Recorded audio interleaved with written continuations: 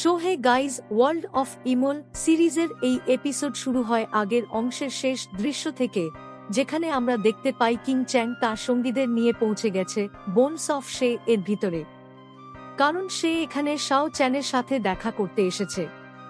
কিন্তু শাও চ্যান ইতোমধ্যে লাম এবং লু রায়ানের সঙ্গে মিত্রতা করেছে। লু রায়ান কিং চ্যাংকে বলে, এখন তুমি আমাদের বলো আসল সত্যটা কি। ঠিক তখনই আতঙ্কিত মিস্টার ওয়াং পৌঁছায় সেই মৃতদেহের কাছে।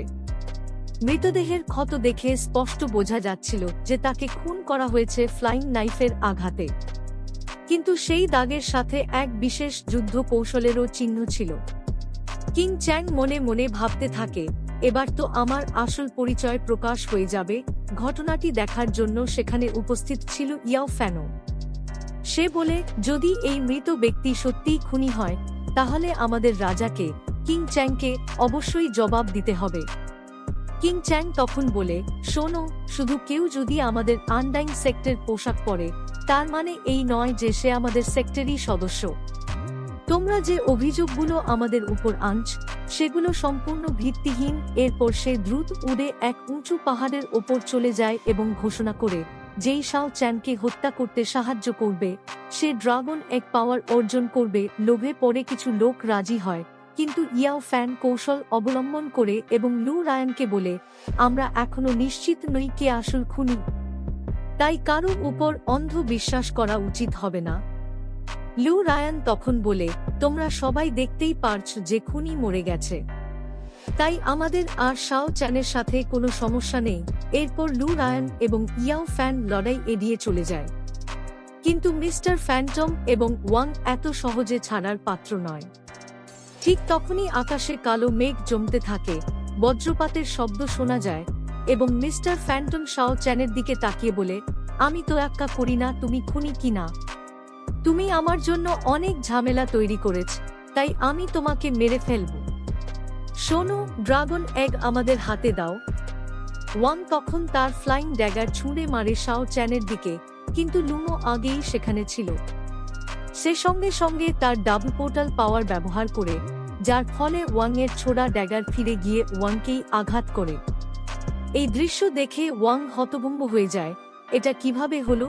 ঠিক তখনই লুমো আবার তার পোর্টাল ব্যবহার করে ওয়াংটং এর পিছনে পৌঁছে যায় এবং তাকে ধরে ফেলে। এদিকে কিং চ্যাং তার শক্তি সক্রিয় করে এবং শাও চ্যানের দিকে ধেয়ে আসে। সে বলে, তুমি মোটর শেডিং রিয়ালমের ষষ্ঠ স্তরে পৌঁছেছ, আমিও তাই। তাহলে এবার একটি ন্যায্য যুদ্ধ হবে। ক্রুদ্ধ কিং চ্যাং তার ডাবল স্ল্যাশিং আক্রমণ চালায়, কিন্তু শাও চ্যান তার শক্তি দিয়ে শক্তিশালী এনার্জি শিল্ড তৈরি করে, ফলে দুই শক্তির সংঘর্ষে এক বিশাল বিস্ফোরণ ঘটে। কিছু সময় লড়াই চলার পর দুজনেই একে অপরকে আঘাত করতে সক্ষম হয় এবং তাদের উভয়ের অবস্থায় কিছুটা খারাপ হয়ে যায়। কিন্তু কিং চ্যাং তখন তার আনডাইং সেক্টর সবচেয়ে বিধ্বংসী টেকনিক ডেমন রিট্রিট ব্যবহার করে। অনুগামীরা বিস্মিত হয়ে বলে, লেডি কিং চ্যাং সত্যিই কি আমাদের নিষিদ্ধ কৌশল ব্যবহার করতে চলেছে। শাও চ্যান বুঝতে পারে তার ওপর প্রচণ্ড শক্তি পড়তে চলেছে, কিন্তু সে সহজে হার মানবে না। সে তার হেভেনলি ডিফেন্স চালু করে এবং তার স্টার শর্ডে প্রচণ্ড শক্তি ভরে দেয়। ফলস্বরূপ কিং চ্যাং এর ডেমনিক শিল্ড নিজেই ফেটে যায়। উপস্থিত সবাই হতভম্ব হয়ে যায়। কিং চ্যাং বিস্ময়ে ভাবে, আমরা দুজন একই স্তরে আছি, তাহলে সে কিভাবে আমার আনডাইং সেক্টরের সবচেয়ে শক্তিশালী কলা প্রতিহত করল। শাও চ্যান তখন তাকে বলে, তোমার মতো এঞ্জেলরা আমার অর্জিত শক্তির সামনে দাঁড়াতে পারবে না। একজন যোদ্ধার প্রকৃত শক্তি গোপনে লুকানো থাকতে পারে, কিন্তু তার মানে এই নয় যে সে দুর্বল। এরপর সে কিং চ্যাং এর ওপর একটি শক্তিশালী স্টার শর্ড অ্যাটাক চালায়, যা সে এড়াতে পারে না। কিং চ্যাং গুরুতরভাবে আহত হয় এবং তার অহংকার চূর্ণবিচূর্ণ হয়ে যায়। ঠিক তখনই আকাশ রক্তবর্ণ হয়ে ওঠে আর বৃষ্টি শুরু হয় লাল পানির ফোঁটা নিয়ে। হঠাৎ করেই আকাশে একটি বিশাল ডিভাইন লাইট ফুটে ওঠে। এর প্রভাবে মাটির নিচে ঘুমিয়ে থাকা সমস্ত কঙ্কাল জীবিত হয়ে ওঠে। আকাশ থেকে বিশাল এক মৃত শহর নেমে আসছে, সাথে হাজার হাজার অমর কঙ্কাল সেনা বেরিয়ে আসছে, যারা সবকিছু ধ্বংস করে দিতে প্রস্তুত।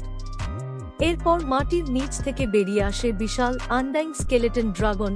এই দৃশ্য দেখে শাও চ্যান বলে, এরা আমাদের দিকে ধেয়ে আসছে, আমাদের দ্রুত কিছু করতে হবে। সবাই আতঙ্কিত হয়ে ছুটতে থাকে।